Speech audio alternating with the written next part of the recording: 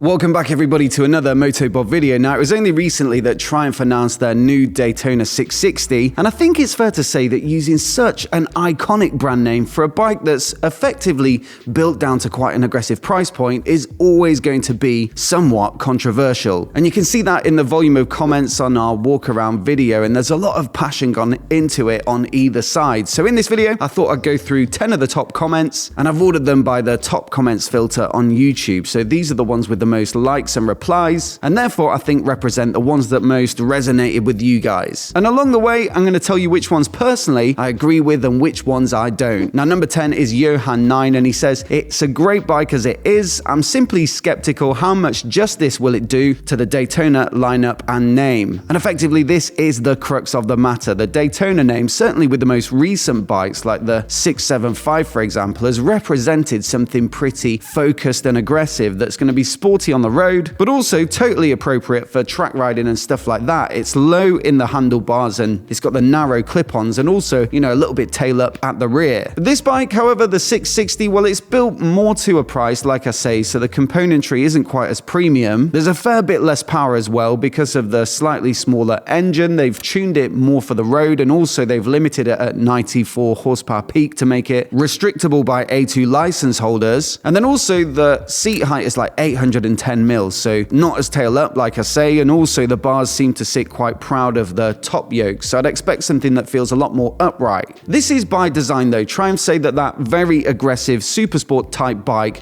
doesn't really sell in big enough numbers to make it viable from a business perspective, and also you've got to consider that they're very R&D intensive. If you want your bike to sell in that segment, it's got to have great performance, cutting edge tech, and so that's another thing that just makes them not that desirable to make anymore. The 660 though, in this much more affordable and approachable segment, they say should be a better seller. And so while I do understand from Johan's perspective and anyone else with that sort of viewpoint, especially if you've been a Daytona 675 owner and really love that bike and love what the brand represents, I still think, it'd be unrealistic not to expect Triumph to make use of that massively valuable brand name by sticking it on one of their new bikes. And in a way, for me, it's better that the Daytona name lives on in some form rather than just laying there dormant. Now, Jean-Yves Legal says, "This bike reminds me of the great days of the 750 VFR and GSX-F. The name Sprint would have suited it better. I had a Suzuki GSX-F in the 90s, and I love this type of all-round bike which offers a good riding position and is capable of displaying both sporting and road-going qualities." And so look, like I say, there's people in both camps here. Some people seem to dislike the idea, whereas others are happy to see it hit the market. And I think that just comes down to what sort of riding you predominantly do. If you're a quicker rider who likes to go to the track, then maybe this isn't going to be for you. But for anyone who spends the majority of their time on the road, especially if you're doing sort of longer rides that are into a few hours, then this riding position I think is going to be much more sustainable and comfortable. As for the Sprint name, well, that is their sports tourer lineup from years gone by. And while I do understand how it would somewhat suit this bike better because of the intended use of it, I still think the Daytona name is a little bit sexier, and so that's why Triumph will have gone with that one. Now, number 8, Ben Schofield says, "Like it, looks good in the red. It didn't do much for me at first, but the more I look at it, the more it grows on me. Proof will be in the pudding, but from an aesthetics point of view, it's definitely up there in that category. Maybe Triumph will put out something more aggressive in the future, but I reckon this will be a good seller." Now, yeah, I think I had the same reaction. When I saw the teasers, I was a little bit indifferent. We also have like a press briefing online where you get to see the bike before you go and film it, and I thought it looked decent, but seeing it in the flesh, I think it does look very nice. And also that red paint job has such a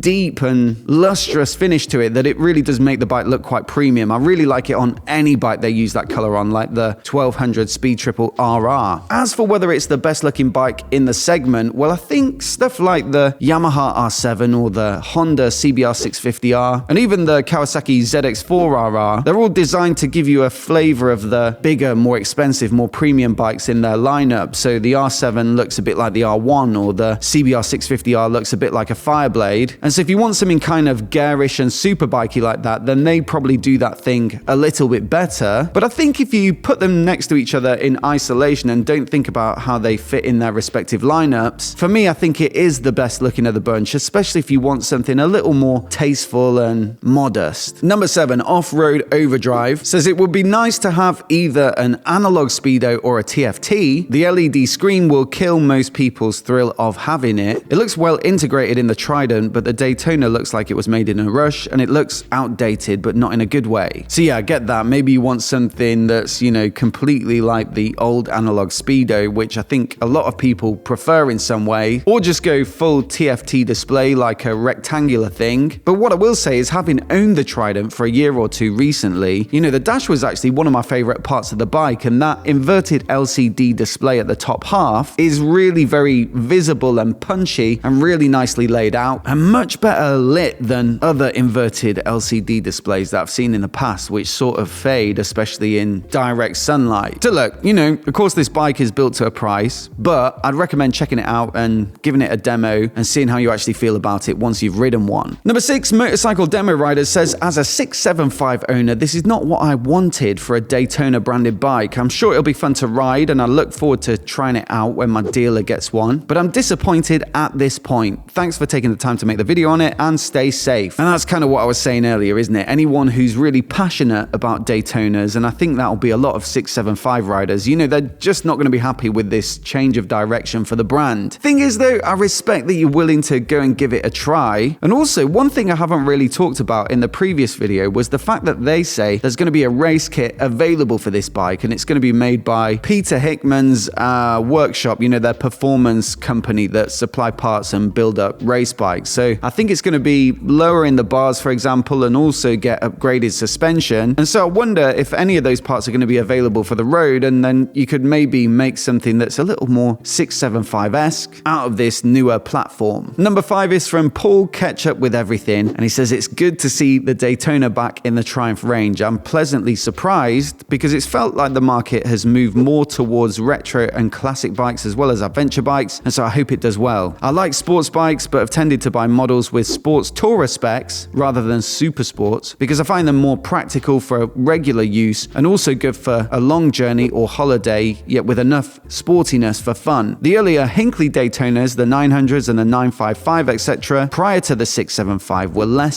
sports inclined than the R1s or GSXRs or ZZRs of the same period. So yeah, someone else who likes the idea of this more balanced sort of bike. And I will say that is a good point. Although the most recent Daytonas, the 675s, have been favored kind of as track bikes, actually if you start to look back at what the Daytona name represented, especially right back to the 60s or 70s when it first started, you know, it does constantly evolve based upon what they think the market wants. And so in that way, you could argue a Daytona could be a bit of anything. Number 4, the once and future Doug. That dash is a disappointment, as is the fact that the quick shift and auto blip are optional. But this is still getting added into the running for my next bike, and I love the influx of less aggressive sports bikes that we're seeing. So another little bit of, you know, critique of the dash there, although I will say give it a try. And as for the quick shift and auto blipper, well, I did have that fitted to my Trident, and I thought it was really good both up and down the box. So definitely worth fitting in my opinion. And when you compare it to the rest of the market, I don't think any of the bikes in this segment come with one as standard. And stuff like the R7, I think it only works on the upshift. So this is one of the better ones of the bunch. And I think when you consider that the launch price is $8,595, only the Kawasaki Ninja 650 is cheaper. And so you can probably factor that in if you're thinking about something like an R7, which is closer to $9,000. Thing is, you know, these launch prices don't tend to stick around for that long. You might see them for 6 months or a year. And so if you're thinking about getting one, there is an incentive to, you know, go ahead and pull the trigger quite quickly. Number 3, Sleeper Stimulant says, great breakdown as always. Personally, this bike is something I'm interested in as a daily rider, a sporty, street-focused bike that's easy to ride. Also, number 2, 6am Amoeba says, I personally love it. So very simple and straight to the point, this bike, the everyday sport bike, and definitely my top 3 bikes to get. So, like I say, some people, it does seem to be definitely hitting the mark, and I'd agree it's in the top 3 bikes for me at least to demo ride and review this year. Honestly, one of my favorite bikes that I reviewed last year was the Aprilia RS660, and I think that attempts to do very much the same thing. It's a little bit more powerful, it's a little bit more techy, but you'll pay, you know, about £1,000 to £2,000 more for it. But honestly, what I really liked about it, after riding the Yamaha R7 as well, which is a lot more focused, low at the front, high up on the seat, is that balance and excellent usability, and I thought what the Aprilia did so well was that sort of easygoing comfort, but also it didn't feel unsporty when you started to ride quicker. It was right in that sweet spot of being able to tuck in and feel like you're actually riding a sports bike, but also I think I could easily go all day on it. And so, you know, definitely something like the Ninja 650 is too chilled out for me. I rode it on the track once at California Superbike School, and the seat was so far forward and the bars so far back that you felt like you had no option but to sit up. The R7, like I say, is at the other end of the spectrum, and I'm hoping this Daytona 660 is perfectly in the middle, like the RS 660. Number 1 though is Charles Conrad, and he says, I own a 23 Trident 660 and also a 15 Daytona 675. So here's someone who's